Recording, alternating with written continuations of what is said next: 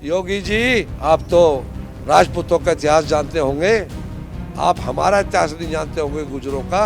लोगों का, इस देश के लोगों का सबर टूट रहा है अब। आज उनके बच्चे बिलख रहे हैं, किसके रोटी नहीं जा रही है अंदर गले में। पहले विदेशों से एक्सपर्ट बुला लिए गए और उसके बाद सेना लगाई जाएगी लास्ट में अगर जरूरत पड़ी तो।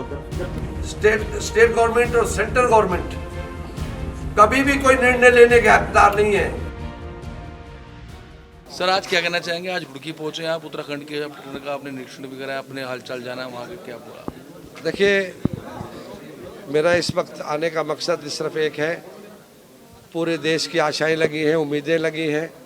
जो हमारे 41 लोग उस सुरंग के अंदर फंसे हुए हैं, उन्हें के जो प्रयास रहे अभी तक के, तो उससे हमारी और देशवासियों की ये उम्मीदें थी कि वो जल्दी, पिछले एक हफ्ते में हमें ये था कि आज रात को दिन निकल आएंगे, कल आज निकलेंगे।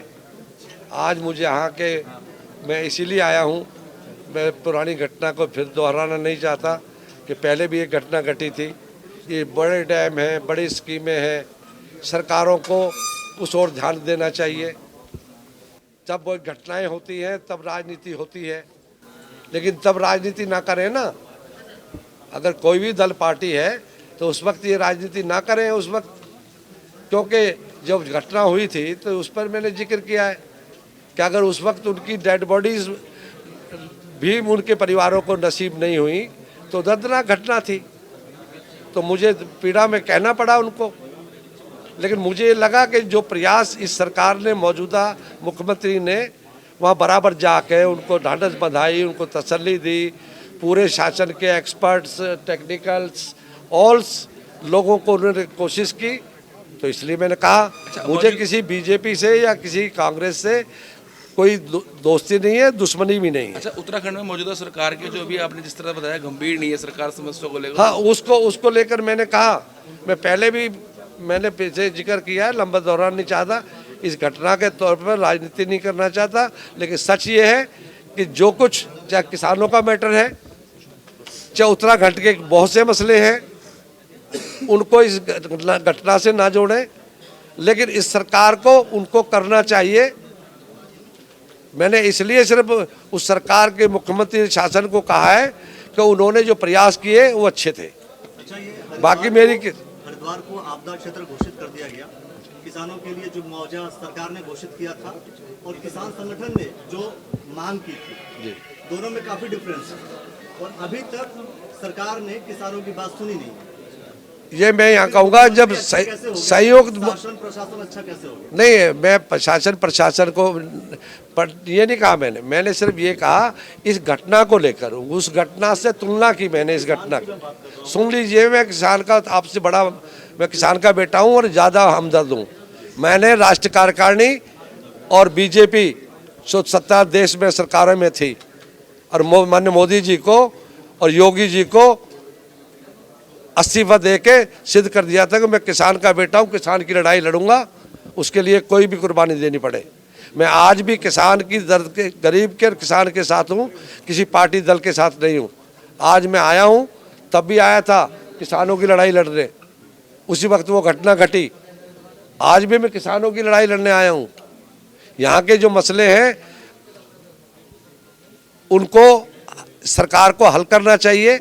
बहुत से ऐसे मसले हैं, लेकिन मैं आज समझता हूँ कि किसी को राजनीति, ऐसी घटनाओं के वक्त को राजनीति नहीं करनी चाहिए, लेकिन सरकार की जिम्मेदारी है कि यहाँ किसानों का के जो वादे हैं, सेंट्रल सरकार ने, सेंट्रल गवर्नमेंट ने भी ये कहा था कि हम ऐसे भी देंगे, हम ये देंगे, किसानों को भरोसा देकर उठा दिया गया था। माननीय मोदी जी ने अपील की थी, लेकिन हुआ कुछ नहीं है। वो सुन लीजिए, अभी नहीं मिले हैं। सारे किसान संगठन मेरे साथ हैं, जितने भी, मैंने कहा ना, अरे सुनते लीजिए आप, संयुक्त मोर्चा है हमारे, पूरे देश के किसानों का संगठन है संयुक्त मोर्चा, उस मोर्चे में हूँ मैं। हाँ, तो मेरा ये कहना है कि इस वक्त जो स्टेट सब्जेक्ट्स हैं, जो मसले हैं, उनको इस घटना से ना जोड़ें। अच्छा, क्या इस घटना से अलग किसानों के लिए आप कुछ आवाज उठाएंगे? आप जिस तरह से मैं हमेशा उठाता रहा हूँ, हमेशा, यहाँ के मसले हों या देश के मसले हों या हरियाणा के हों या यूपी के हों, मैं सभी मसलों को उठाता हूँ और दुनिया यहाँ तक उठाती है। मैं पहला आदमी हूँ जिसने उत्तर प्रदेश के, पश्चिमी उत्तर प्रदेश में खड़ा होकर कहा, योगी जी आप तो राजपूतों का इतिहास जानते होंगे, आप हमारा इतिहास नहीं जानते होंगे गुजरों का। वो मीडिया पे चला है करोड़ों में। कम से कम हो सकता है कि गुजरों का इतिहास आप ना जानते हो, लेकिन राजपूतों का तो इतिहास जानते होंगे। पन्ना धाय ने, हमारी माँ ने, गुजरी ने अपने बेटे को बलिदान देकर राजपूतों के आखिरी उत्तराखंड के सीएम के लिए क्या मैसेज है आज आपका? सुन लिए। अरे अब फिर उसमें ले गए यार, मुझे क्या लेना है इनके सीएम से, जीएम से?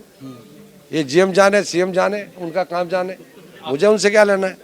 मेरा कहना ये है कि मैं सही और सच्ची बात को योगी जी को भी और मोदी जी को कहने वाले में अकेला हिंदुस्तान में अवतार सिंह बढ़ाना है, जो डंके की शॉट बोलता है। ठीक है। 4 बार के सांसद, कई बार के विधायक। देखिए, सबसे पहले तो जो आज अवतार सिंह भड़ाना जी यहाँ हरिद्वार जिले में आए, इनका बहुत बहुत स्वागत है। और कहीं ना कहीं ये किसान के प्रति हमेशा खड़े रहे। और आज जो किसान का गन्ना मिल में जा रहा, अभी तक उसका भी रेट अब तक डिक्लेयर नहीं किया सरकार ने, तो कहीं ना कहीं किसानों में यहाँ पूरी तरह से नाराज़गी है। और जो हमारे 41 मजदूर, हमारे भाई, हमारे जो आज टनल में फंसे हुए हैं, वो अगर भगवान से प्रार्थना करते हैं, अगर वो बेचारों की, उनकी सबकी जान बचती है, तो वो सिर्फ इस भारत के लोगों की, अगर वो बेचारे जिंदे अपने घर पहुंचते हैं तो इस भारत के लोगों की दुआओं और हम सबकी दुआओं का नतीजा होगा। उसमें सरकार की कोई भी सफलता नहीं है। सरकार पूरी तरह से विफल है इस मुद्दे पे, क्योंकि 7-8 घंटे में अगर उनकी जान बचा पाती तो सरकार है। सब विज्ञान भी है और ज्ञान भी है। अगर इतने दिन लगाओगे, मतलब 14 दिन अगर लग रहे, तो वो बेचारे सब इस भारत लोग के, जो देश की जनता है, इनकी दुआओं की और भगवान की कृपा से वो वापस। देखिए, बोल कर दे बस। आज हमारे राष्ट्रीय नेता जो किसान मजदूर हितैषी हैं, अवतार भड़ाना जी, वे गंगा स्नान करने के लिए पहुंचे थे। और जो टनल में हमारे फंसे हुए हैं, उनकी दुआओं के लिए आज हरिद्वार में पहुंचे। हमने मंगलोर में उनका स्वागत किया और सभी किसान संगठन और सभी किसान मजदूरों ने उनका भव्य स्वागत किया।